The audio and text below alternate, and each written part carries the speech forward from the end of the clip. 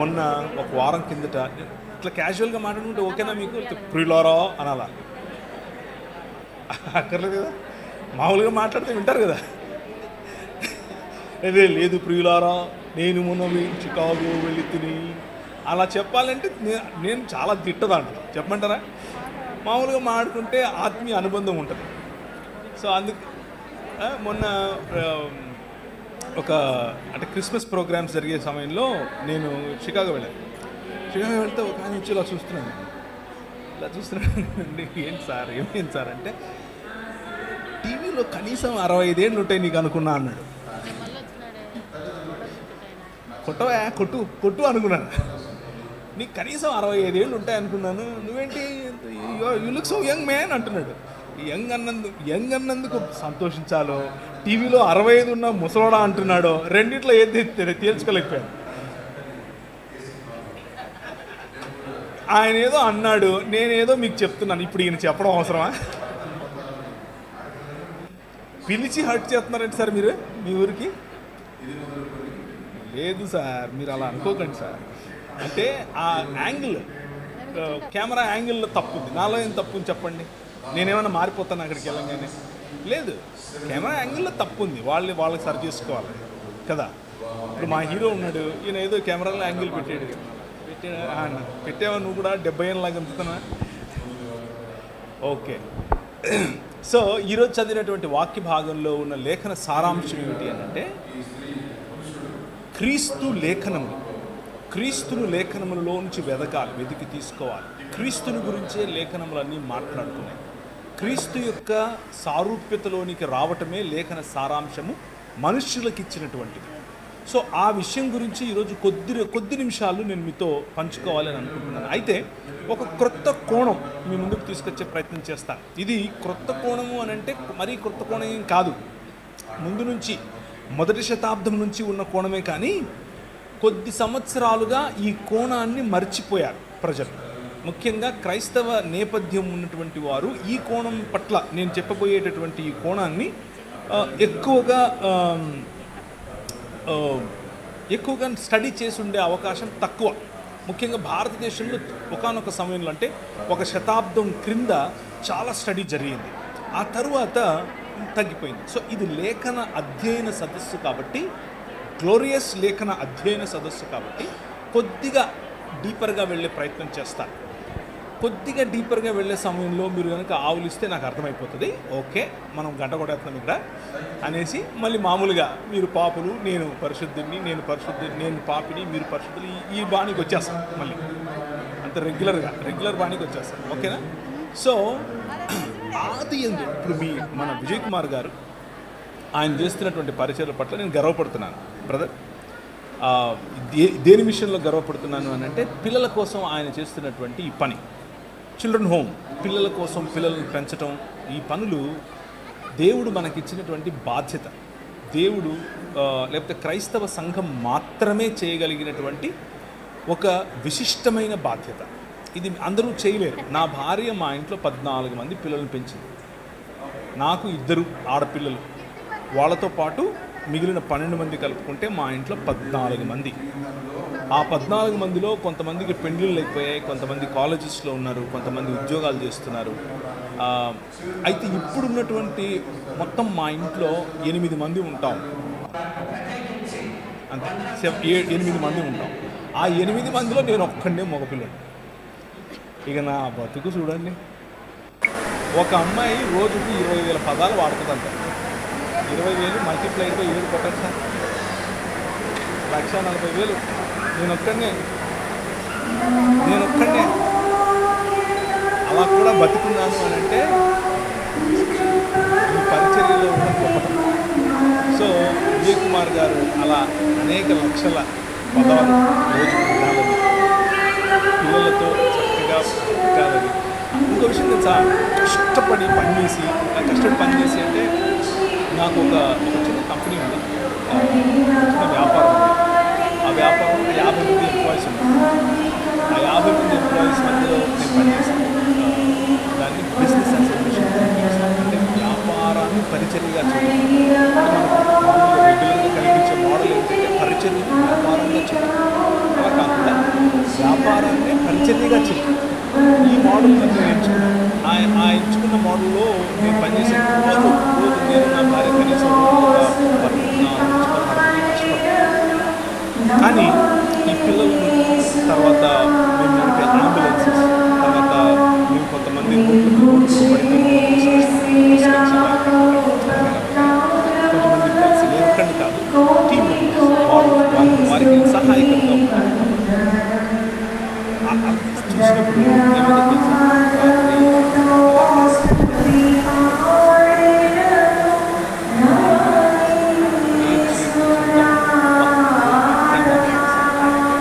So I congratulate చేసే పని చాలా సంతోషం వ్యక్తం చేస్తాను. నా పట్ల మీరు చేసిన పరిచయంలో నన్ను భాగస్వామ్యం చేసి పిలిచినందుకు నేను సంతోషిస్తాను. అయితే కొద్ది సంవత్సరాల క్రితం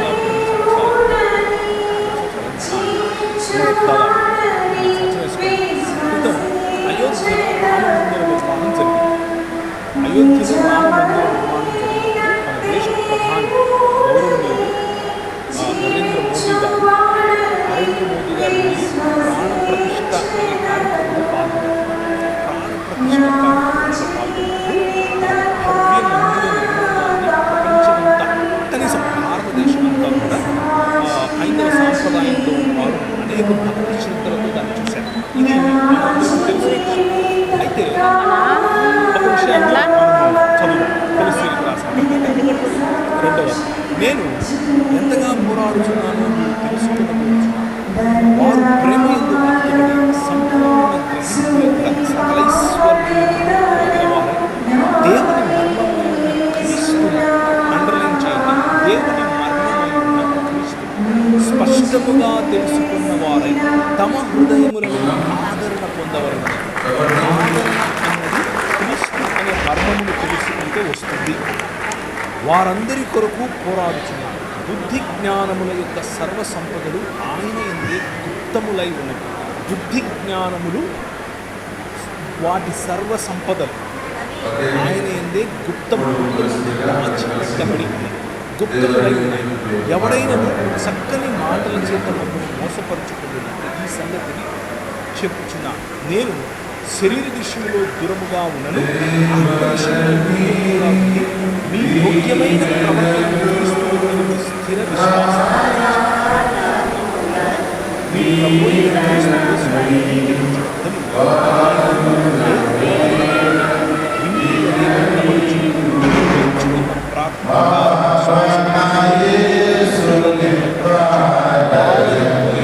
మందిరము వలె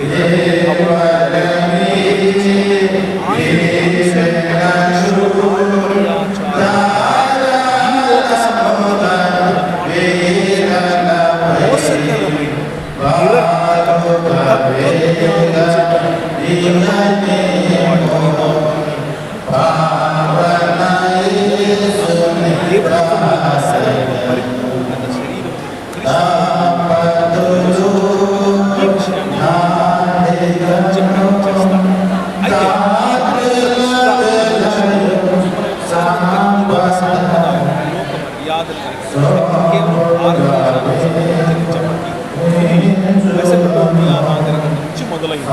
మెసొపొటేమియా నాగరికత అలాగే దురదృష్ట ఇలా మధ్యధరా అలాగే ఆనాడు అబ్రహాము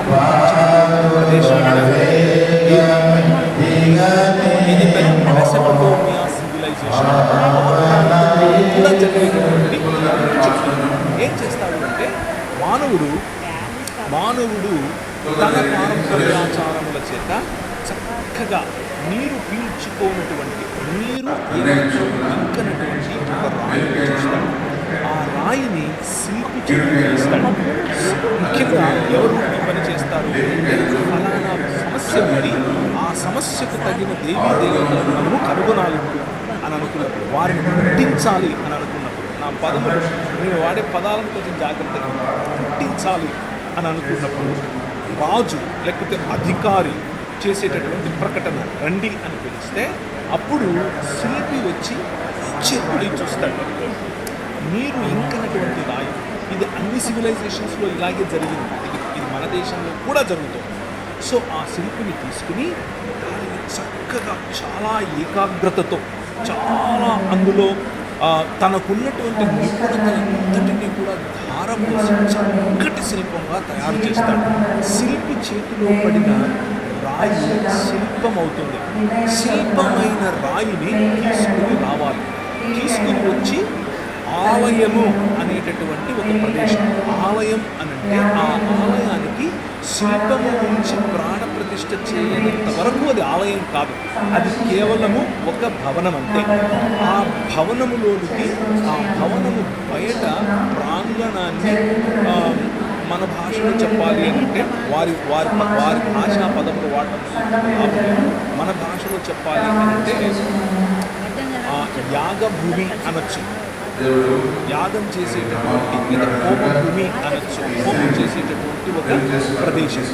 ఆలయానికి ఆలయ ప్రాంగణంలో ఉన్నటువంటి ఒక ప్రదేశం. ఆ ప్రదేశానికి తీసుకుని వస్తారు. తీసుకుని వచ్చి అక్కడ నీళ్లు మెలుగు ఉన్నటువంటి చోట ఈ శిల్పాన్ని శిల్పి చేతిలో చెక్కబడినటువంటి అందమైన ఈ ఆకారాన్ని శిలా లేకపోతే ఆధారశిలగా ఉన్నటువంటి, ఉదాహరణకు స్త్రీ అయితే పురుషుడు ఆధారశిలగా ఉంటాడు. పురుషుని యొక్క శిల్పం అయితే స్త్రీ ఆధారశిలగా ఉండే ఒక శిలను ఉంచి దానిని నీళ్ళలో ఉంచుతారు. కనీసము 3 దినాలు అంటే వాషింగ్ అని పిలుస్తారు. చిన్నప్పుడు ఒక బాలుడు లేకపోతే ఒక బాలిక పుట్టినప్పుడు మనం ఏ విధంగా పుట్టిన వారిని నోరు కడగటం, కళ్ళు కడగటం. నోరు కడుగుతారు. అమ్మ కడుపులో ఉన్నప్పుడు ఆ ఫ్లూయిడ్స్ ఆ చిన్నవాడి ఆ పిల్ల కాబట్టి చెవులు కడగటం అలాగే తను కన్నటువంటి తన చేతి పని అయిన శిల్పాన్ని దాన్ని శుద్ధీకరిస్తాడు. శుద్ధీకరించిన తర్వాత 7 రకాలైనటువంటి అవయవ నిర్మాణం లేకపోతే 7 రకాలైనటువంటి ఏం చెప్పాలి శరీరములో ఉండాల్సిన అవయవములను అందులో ప్రతిష్ఠ చేస్తారు. 7 రకాలు చర్మము, తర్వాత చూడగలగటం, వినగలగటం, పంచేంద్రియాలు అంటారు కదా, పంచేంద్రియ ప్రతిష్ఠ అని కూడా పిలవచ్చు. అలా చేసిన తర్వాత తీసుకుని వచ్చి ఉప్పుల మీద పడుకోబెడతారు. కనీసం ఉప్పుల మీద పడుకోబెట్టిన తర్వాత చర్మ సౌందర్యం పిల్లవాళ్ళకి మనం పాలిష్ చేసి పడుకోబెడతాము, ఉయ్యాలలో వేస్తాము. అలాగే శిల్పి చెక్కినటువంటి తన చేతి పని అయిన ఈ శిల్పాన్ని పరుపు మీద ఇప్పుడు తీసుకుని దాన్ని విసిల్ అని పిలిచారు. ఎక్కడ మధ్యధరా ప్రాంతంలో దాన్ని తీసుకుని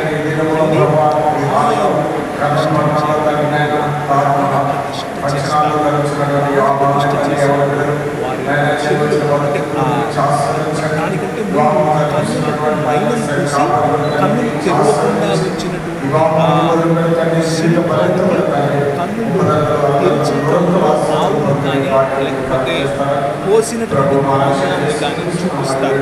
ఎందుకు అంటే కన్నులు తెరిచినటువంటి తేజోమయమైన తేజస్సు కలిగినటువంటి దేవుని యొక్క ఆవాహనాన్ని మనం పట్టుకోలేము, మనం దాన్ని గమనించలేము అన్న భయంతో. ఇదంతా కూడా మనుష్యులు చేస్తున్నటువంటిది. దీన్ని తీసుకుని వెళ్ళి ఒక ఆలయంలో ఉంచి అప్పుడు ప్రాణప్రతిష్ఠగా దాన్ని మంత్రోచ్చరణ చేసినప్పుడు అందులోనికి జీవం, అందులోనికి ప్రాణం అనగా ఉచ్ఛ్వాస నిశ్వాస, అలాగే చూపులో ఉన్నటువంటి తేజస్సు వగైరాలు వచ్చాయి అని నమ్మి దానిని అర్చకులు వారి యొక్క మంత్రోచ్చరణ చేత అర్చన చేయటం, పూజలు చేయటం మొదలు పెడతారు. ఇది అన్ని సంస్కృతులలో కూడా ముఖ్యంగా మధ్యధరా ప్రాంతము మరియు మెసొపటోమియా ప్రాంతం నుంచి వచ్చినటువంటి అన్ని సంస్కృతుల్లో జరిగే తంతు ఇదే. అక్కడక్కడ మంత్రోచ్చరణ వేరు ఉంటుంది, మంత్రాలు వేరే ఉంటాయి, పద్ధతులు వేరే ఉంటాయి, కానీ ఓవరాల్గా జరిగేటటువంటి తంతు అయితే ఇదే.